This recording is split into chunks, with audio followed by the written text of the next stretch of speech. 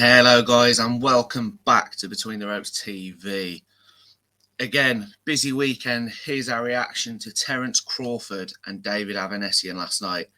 Now, I didn't join the boys for the preview to this one, but I think you have to give maximum credit. I put it in one of our social media posts to Avanesyan for daring to be great, because, it was still a good payday for him, but I think, no one would have blamed him for hanging around for who knows what's happening with Conor Benn, or he's built a platform in Britain and I think there were big fights for him, but he wanted that world title. He knew he was going into it as the underdog, but fair play to him and his team. They took that fight. They dared to be great.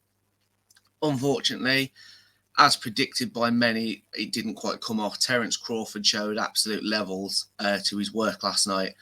And I saw a little bit of speculation online in the build-up to this fight that Crawford's 35 now, he's going to start being on that slide.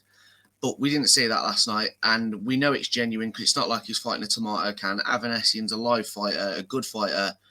And Terence Crawford scored a 6th-round stoppage win with an uppercut, which floored Avanesyan. Now, the result's a good result, and let's not forget that's Crawford's 10th straight stoppage win. But let's be honest, I've spoken about it before. His resume at welterweight isn't probably what it should be. I think there were bigger names that he could have fought and possibly hasn't. However, this was a one-fight deal, and the fight was put on by BLK Prime. And if the rumours are correct, Crawford said himself he was paid $10 million for this fight, which that's a big payday for the Avanesyan fight, with the greatest of respect. When you look at, going back earlier in the year, Avanesyan was fighting on Frank Warren's show with a few hundred people in there. So Crawford really is the draw. And I think Avanesyan, hardcore boxing fans know how good he is. But he's not the commercial draw that obviously he would like to be.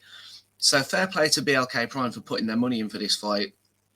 And also, fair play to Crawford for not getting distracted, because we all thought we were tantalisingly close to the Crawford-Spence fight. It didn't come, but he stayed up for it. And, fighting Avanesyan is a potential banana skin fight for him.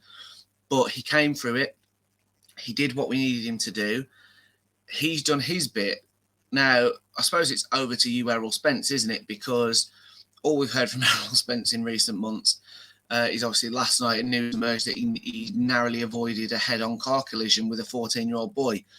And I'm an Errol Spence fan, and I've got to be honest, I'd actually picked Errol Spence to win this fight up until probably the last 6 months, because the inactivity is going to start plaguing him. It'll be 3 or 4 years now. There's talk of him struggling to make 147. He's still there. If that fight gets made, he's going to have some ring rust due to Spence's inactivity. Crawford's not got that same issues. And obviously now to David Avanesyan, he's fought a live opponent to go with it. So that is the fight for me that has to be made. We need Crawford-Spence. There's more content coming on this, guys, but it's a theme occurring. 2021, we saw big fights. We want more. 2022 has not quite lived up to it, particularly in the men's sport. 2023 has to, because with all the emergence of this YouTubers, MF series and all the rest of it, proper boxing needs to do something. It needs to work harder and it needs to prevail. And the good news is different promoters are talking, like, Oscar De La Hoya said it, Eddie Hearn said it, Frank Warren's even said it. So hopefully they all work together and we start seeing it. But that's the fight. Over to you guys. Give us Errol Spence, Terence Crawford in 2023. Guys, plenty more content coming, including an incredible interview that Yas has done. So stay tuned for that. Let us know in the comment section what you think and hit those like and subscribe buttons.